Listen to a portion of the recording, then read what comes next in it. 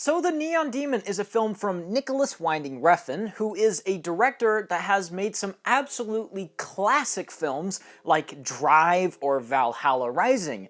But Nicolas Winding Refn is the type of director that sort of fits into the same crowd as a Lars von Trier, a sort of provocateur who makes movies that want people to react to them. He seems to make movies just so people will get in a fervor about them. And at times, their massive egos gets in the way of their actual filmmaking. And in Nicolas Winding Refn's case, that film where his ego got in the way is Only God Forgives, which is not a bad movie per se. It's gorgeous, it has a great soundtrack, the performances are great, but it is so pretentious. This movie is the definition, in fact, of pretentious.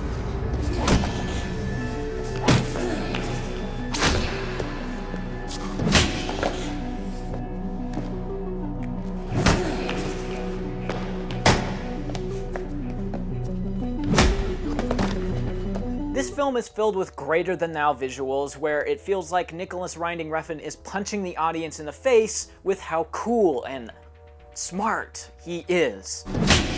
And it doesn't help that the film is so deadly serious.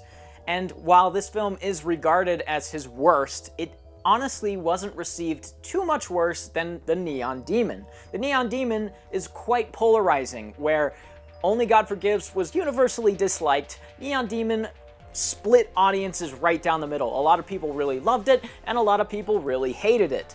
For me, I would say I am on the side of people that love it. I think this movie has its issues, but this is such an interesting film, and it has a lot that it wants to say, but most importantly, it doesn't take itself so deadly serious.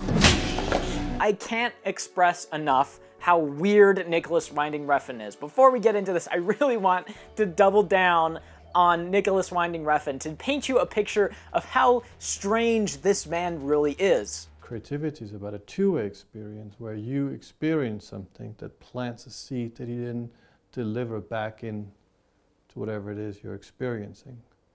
And it becomes this circular movement that basically travels with you for the rest of your life. It defines you, forms you, inspires you, scares you. And in that world, good and bad has no meaning. What the hell? According to him, he made this movie because he believes that there is a 16-year-old girl living inside all of us. I think that there's a 16-year-old girl inside every man. No, that is not true. There is most certainly not a 16-year-old girl living inside every man. But if that wasn't crazy enough, he also believes that he is from the future. Legitimately from the future. Because in the world of this revolution, everything is acceptable, everything is common, and there's something for everyone. That kind of world is where I come from, because it's the future. And I've always felt I came from the future. But to be fair to Nicolas Winding Refn, some of my favorite directors of all time are weirdos, like Stanley Kubrick or David Lynch. And he showed me these things called Wookiees. And now this headache is getting stronger. However, Nicolas Winding Refn is not as good as either of these directors. These directors are known for their surreal or meticulously designed films, while Nicolas Winding Refn is known for having his head shoved way far up his own ass. So what is left to do in Only God Forgives? Well, you have to crawl back into the womb of the mother. Truly wonderful the mind of a child is. From the very beginning, you can tell that this isn't going to be your average film. And I don't mean the start of the movie, I mean the literal opening credits of the movie. Not only does it have this gorgeous backdrop that the cast names appear on, accompanied by this pulsating electronic music from superb composer Cliff Martinez, but the most interesting part of all is the hubris that Nicolas Winding Refn manages to exude just in this title sequence. Of course, he has his written and directed by credit, but he also has a massive badge of his initials at the bottom of the screen. This is so hilariously over the top. I can't help but laugh at it every time I watch this. And despite how disturbing and crazy this movie is, I do find myself watching it a lot. Even though there is things that I don't like, which we will talk about later, this has this effect on me where almost every detail of it is just burned into my brain, and every time I watch it, I like it a little bit more. But the film actually opens on Elle Fanning in the middle of a photo shoot, right before meeting one of the more important characters of the film. Jenna Malone, or Ruby, is a makeup artist who seems immediately taken by our illustrious main character, Jessie, which, as you can see by the very next scene, seems to be everyone's reaction to her. She's new to LA and everyone wants a piece of her. This creepy guy, Jenna Malone, this girl who has had a lot of plastic surgery done, and this very tall woman all love her and say that she's perfect. This is the main aspect of the film and something I'll definitely go into as this idea develops more.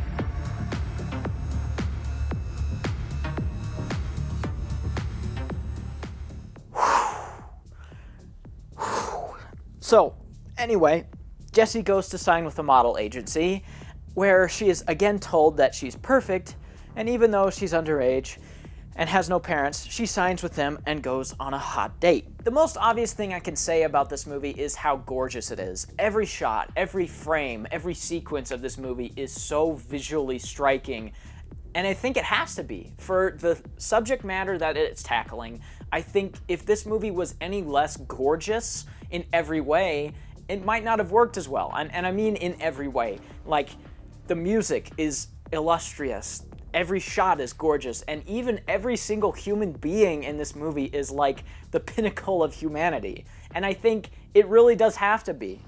I can't sing, I can't dance, I can't write. No real talent.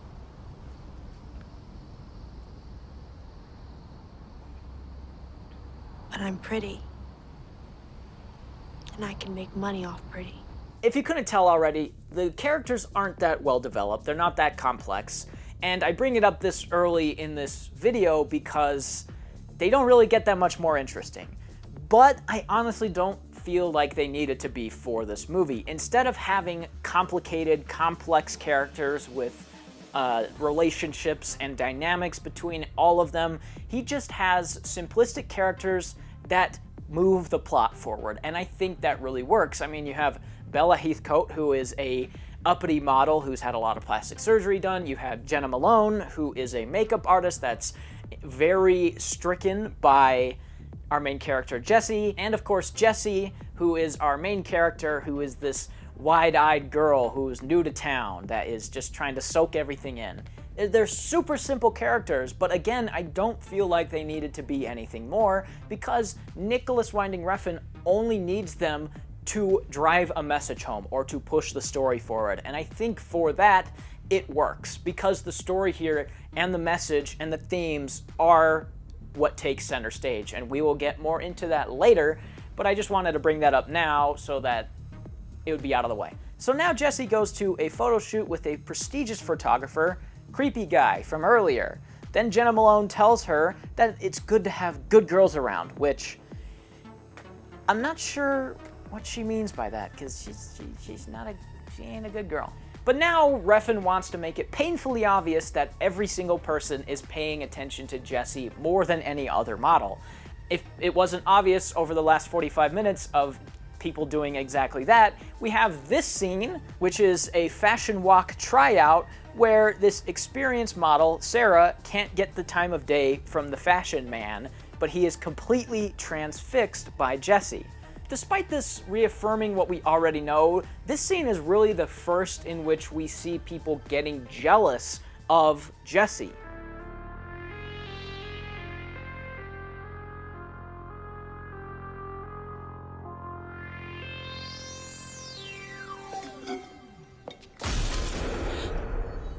Sarah cries like a dumb baby and smashes this bathroom mirror in frustration of Jessie getting the job over her, which is definitely an extreme way of showing that she's jealous, but it's effective for what it is. But this moment where Jessie cuts up her hand is probably the best example that we have so far, not including other scenes later on, where we see what Nicolas Winding Refn is trying to get across. And if the visual metaphor here isn't obvious enough already, I'll spell it out for you.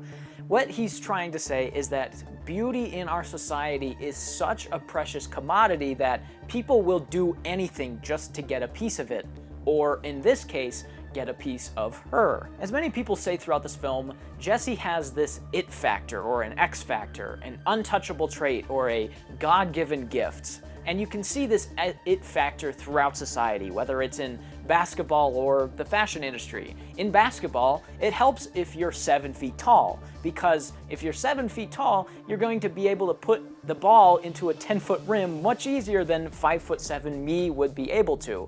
That is an unteachable trait or a God-given gift, the it factor. And that is what Jessie has. And that is something that Nicolas Winding Refn is trying to comment on, especially for the fashion industry.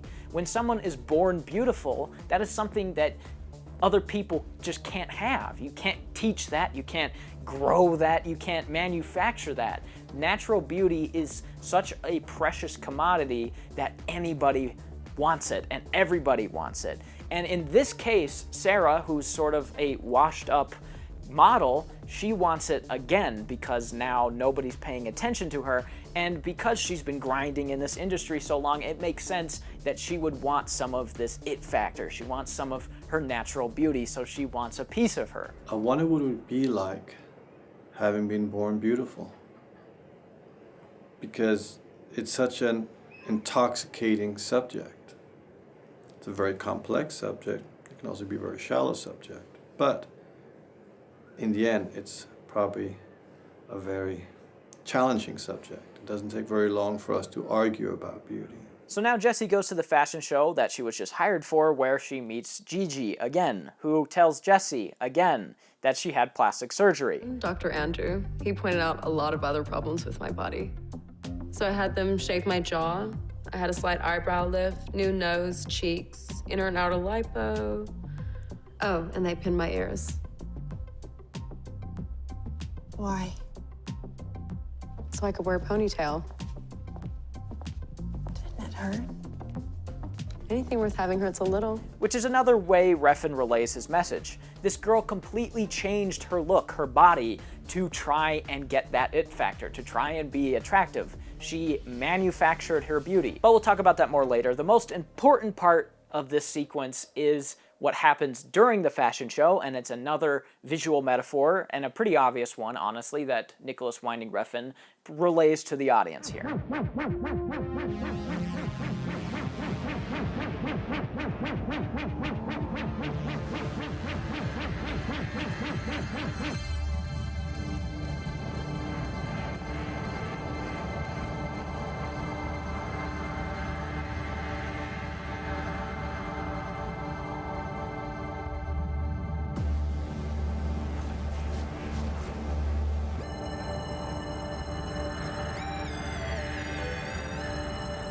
Again, if you don't understand what he's trying to say, basically it's just that Jessie went from being an average wide-eyed girl to the neon demon, or what that represents. She changed her persona. She fell victim to the industry, to the neon demon, and she became something that she isn't. So she went from the blue to the red. Pretty simple visual metaphor, but it's effective for what it is because it communicates a character change in Jessie that someone just didn't say to the audience, and I like that he presented it in a visual way. But if you're wondering what the neon demon means or what it is, I don't think I can describe it as well as Refn can, so here he is just describing what that is. So the idea that as she walks into the neon demon world, it's a world of death. It's very pretty, it's very beautiful, it's very intoxicating, and also by that point I wanted the film to become its own perfume. But my Jessie essentially became the neon demon because she became the poison that makes everyone else desire it. What do you think? Do you think she's beautiful? I don't know, I mean... Yeah, I guess she's fine. Yes, that's exactly the word that I was looking for. She's fine, right? You can sit down now, thanks. I don't know what this man's on, but this girl's more than fine. Am I right? I don't think some random guy off the streets would be saying that, she's fine to a model. Am I crazy? I don't think that would happen. And to prove this point, I'm going to find the first 10 models on Google Images and say whether or not I think they're attractive. So we'll throw it over there. All right, so here I am in front of my computer, and I am going to do this little experiment. I'm just gonna type in female models and look at the first 10 and see whether or not they're attractive. Say whether or not I think they're attractive. And yes, I'm fully aware that this is an incredibly shallow exercise, but the movie is sort of putting you in the position to think about things in a very shallow way. So I'm just going to go into this with that as my badge of this is okay, because the movie's making me do this. So let's just look at these top first 10 or so models and say whether or not I'm attracted to them. And we'll test out his theory of manufactured versus natural beauty. So first one, yes. Second, yeah, yes, yeah. Third, yes. Yeah. Yeah. Yeah. Yes. Yeah. Yeah. And yeah. Yeah. I think that's 10. I don't know how many it did, but yeah, I mean, every single one of those female models I am legitimately attracted to, but thing is, I'm sure at least one or many of them in there has had plastic surgery of some kind at some point. Whether it's, what is it, facelift or, make their lip bigger or their boobs bigger or whatever.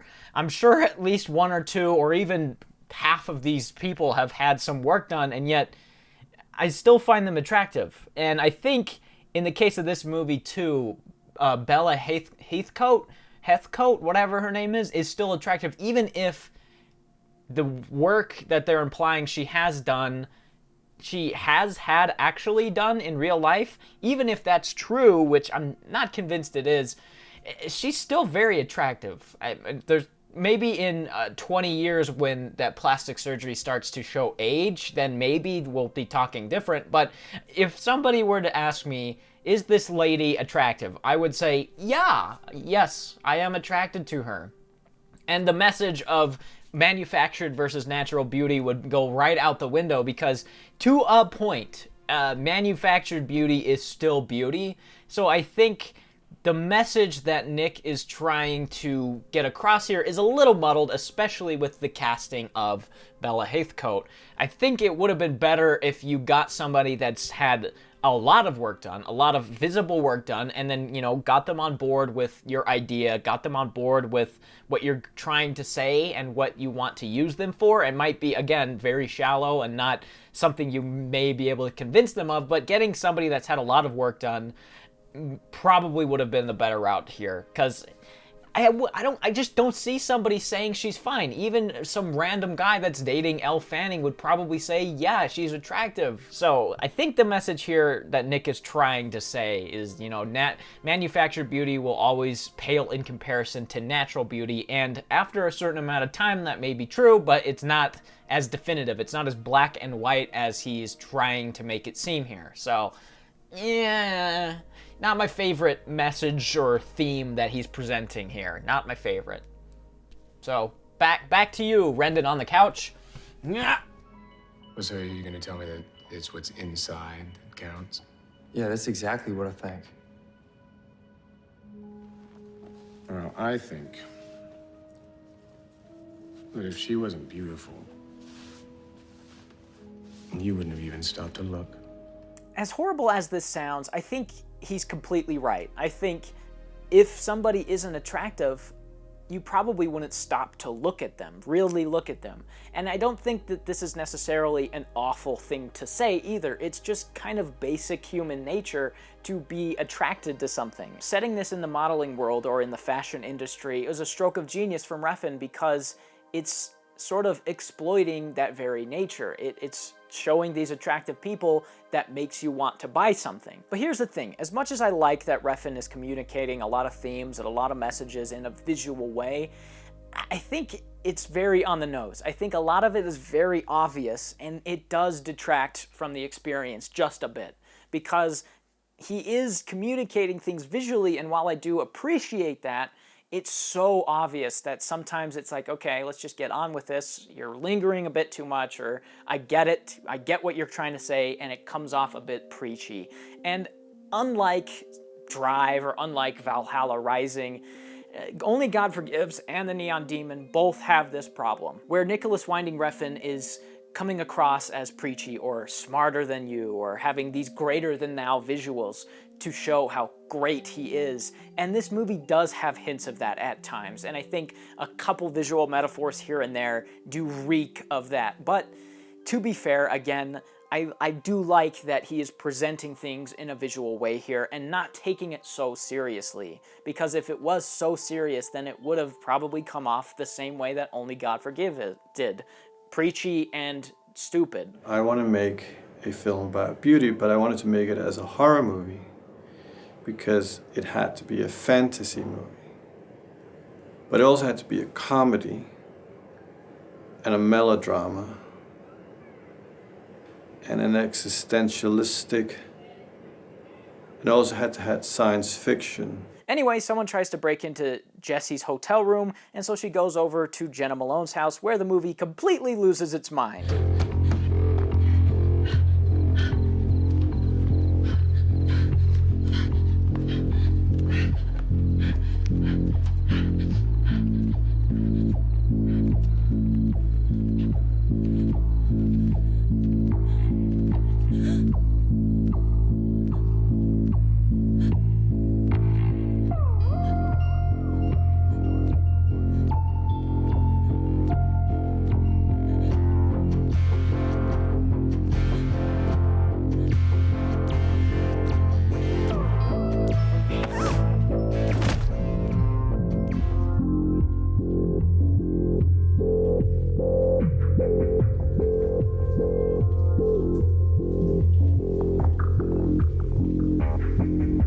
Again, what happens is quite blatant with these girls killing and aiding Jessie, but I think it's great regardless. I'll go back to what I said earlier. At least it's saying what it's trying to say visually. At least it's not just a character saying, that she was so tasty, I hope now that I will be beautiful like her. No, it doesn't do that, and I respect that he communicates this point visually. So, yeah, despite it being pretty obvious, it's fine, it's fine. But I know what you're thinking. Our main character is dead, so the movie must be over, right? Well, ha! You thought it ain't, because we have another 20 minutes left. We have essentially an epilogue. You ever had a girl screw you out of a job?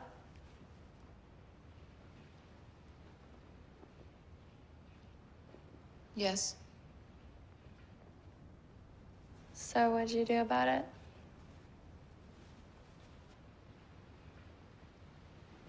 I ate her. Ew. Gross. So the film ends on this little cliff note where we see Gigi and Sarah go to a photo shoot. Sarah is left sitting on a couch while Gigi and another girl go off to shoot. But the creepy photographer notices Sarah sitting on this couch and hires her to replace the other girl, which is really the first time she's been noticed by someone major through the whole film. It's her big break! Maybe eating Jessie somehow worked? But mid-shoot, Gigi can't handle what she's done and kills herself right before throwing up one of Jessie's eyeballs. Further stating that natural beauty trumps synthetic beauty, the girl with all the plastic surgery can't handle the natural gifts of Elle Fanning or Jessie, so she just kills herself and throws it up. She literally can't stomach the natural gifts that Jessie had because she's so manufactured. Naturally, Sarah picks it up and pops it into her mouth like a grape, and I mean, she just got her first big gig, so makes sense that her eating Jessie had something to do with it, right? might as well eat as much as you can, I guess.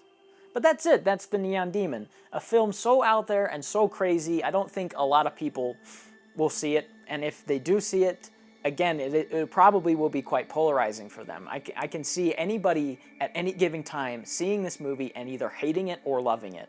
If you're on board with it, I think you'll really like it. But if you start to push back some of the preachy nature of it, or the horror elements, or some of the gratuitous violence, then I could really see and understand people that dislike it. It is pretty disgusting. It is pretty out there. And somebody coming off of watching, like, I don't know, Avengers Endgame coming into this is probably going to do their hardest to not like it.